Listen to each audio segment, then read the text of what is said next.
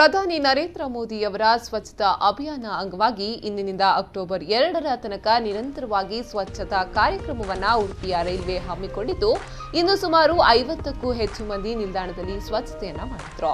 ನಿಲ್ದಾಣದಲ್ಲಿರುವ ಕೊಠಡಿಗಳು, ಶೌಚಾಲಯಗಳು, parking area ಸೇರಿದಂತೆ ಸುಮಾರು 1 ಕಿಲೋಮೀಟರ್ಗೂ ಹೆಚ್ಚು ಸ್ಥಳದಲ್ಲಿ ನಿರಂತರವಾಗಿ ಸ್ವಚ್ಛತಾ ಕಾರ್ಯಕ್ರಮ ನಡೆಯಲಿದ್ದು, ಅಕ್ಟೋಬರ್ 2ರ ತನಕ ನಿರಂತರವಾಗಿ ಈ ಕಾರ್ಯಕ್ರಮ ನಡೆಯುತ್ತೆ. ಮಾತ್ರವಲ್ಲದೆ ಮಕ್ಕಳಿಗೆ ಸ್ವಚ್ಛತೆ ಬಗ್ಗೆ ಅರಿವು ಮೂಡಿಸುವ ಉದ್ದೇಶದಿಂದ ಶಾಲೆಗಳಿಗೆ ತೆರಳಿ ಜಾಗೃತಿಯನ್ನ ಮೂಡಿಸಲಾಗುತ್ತೆ.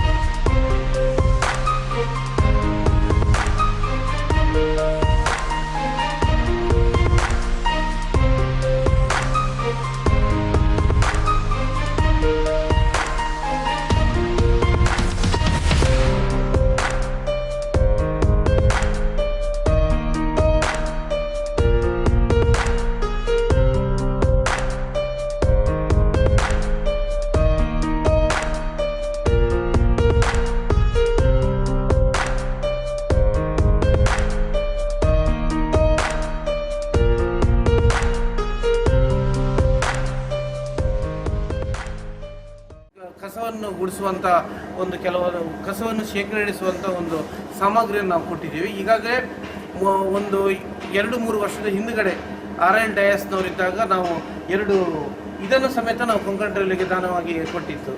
ಪ್ಯಾಸೆಂಜರ್ಗಳು ಕೂರುವಂಥ ಬೆಂಚನ್ನು ಸಮೇತ ನಾವು ದಾನವಾಗಿ ಪ್ರಸಾದವನ್ನು ಕೊಟ್ಟಿದ್ದೇವೆ. ಖಂಡಿತವಾಗಿ ಒಳ್ಳೆಯ ಕಾರ್ಯಕ್ರಮ. ಇಂಥ ಸ್ವಚ್ಛ ಭಾರತ್ ನಮಗೆ ಮೋದಿಜಿಯವರು ಮಾಡಿದ ಕಾರ್ಯಕ್ರಮದಿಂದ ನಮಗೆಲ್ಲ ಉತ್ತೇಜನ ಏನಂದರೆ, ಮೊದಲು ನಾವು ಈಗ ಏನಾದರೂ ಚಿಂಗಮ್ ತಿಂದರೆ ಗಾಡೀಲಿ ಹೋಗೋತ್ತಿಗೆ ಗ್ಲಾಸ್ ಕೆಳಗಿಳಿಸಿ ಬಿಸಾಡುವಂಥ ಪರಿಸ್ಥಿತಿ ಇತ್ತು. ಈಗ ನಮ್ಮ ಮೈಂಡಿಗೆ ಬರ್ತದೆ, ಸ್ವಚ್ಛ ಭಾರತ್ ಅಭಿಯಾನ ಶುರುವಾಗಿ ನಾವು ಬಿಸಾಡಬಾರ್ದು ಅಂತ ನಾವು ಒಟ್ಟು ಮಾಡಿ ಬಿಟ್ಟು ಎಲ್ಲಾದರೂ ಡಸ್ಟ್ಬಿನ್ನಿಗೆ ಹಾಕುವಂಥ ಕೆಲಸ ನಡೀತಾ ಇದೆ.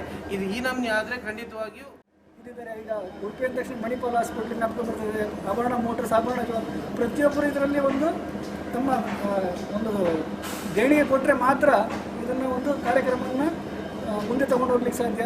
ಸೊ ಈ ತಮ್ಮ ಮುಖಾಂತರ ಕೇಳ್ಕೊಡೋದಂದರೆ, ಈ ಕಾರ್ಯಕ್ರಮವನ್ನು ನೋಡುತ್ತಿರುವಂಥ ಉಡುಪಿಯ ಎಲ್ಲ ಪ್ರಮುಖ ನಾಗರಿಕರು ದಯವಿಟ್ಟು ಇದರಲ್ಲಿ ತಮ್ಮ ಪಾಲನ್ನು, ತಮ್ಮ ಕರ್ತವ್ಯ ಅಂತ ಹೇಳ್ಬೋದು. ನಮ್ಮ ದೇಶಕ್ಕೋಸ್ಕರ ನಾವು ಏನು ಮಾಡ್ತೀವಿ ಅನ್ನೋದು ಇಂಪಾರ್ಟೆಂಟ್. ಎಲ್ಲರೂ ಹೇಳ್ತೀವಿ ದೇಶ ನಮಗೇನು ಕೊಡ್ತು ಅಂತ. ಈಗ ನಮಗೊಂದು ಚಾನ್ಸ್ ಇದೆ ಈಗ again to give back to the nation. Modiji ಹೇಳ್ದಂಗೆ ಇಂಡಿಪೆಂಡೆನ್ಸ್ ವಾರ್ ಬ್ರಿಟಿಷನ್ ಓಡಿಸಿದ್ವಿ.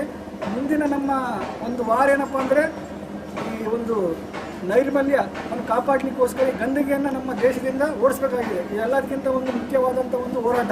ಇದರಲ್ಲಿ ಪ್ರತಿಯೊಬ್ಬ ನಾಗರಿಕರು ತಮ್ಮ ಕೈಲಾದಷ್ಟು ಸಹಾಯವನ್ನು ಮಾಡಬೇಕು. ಮತ್ತು ಈ public places, bus stand, railway station ಎಲ್ಲ ಜನ ಕೂಡುವಂಥ ಜಾಗ.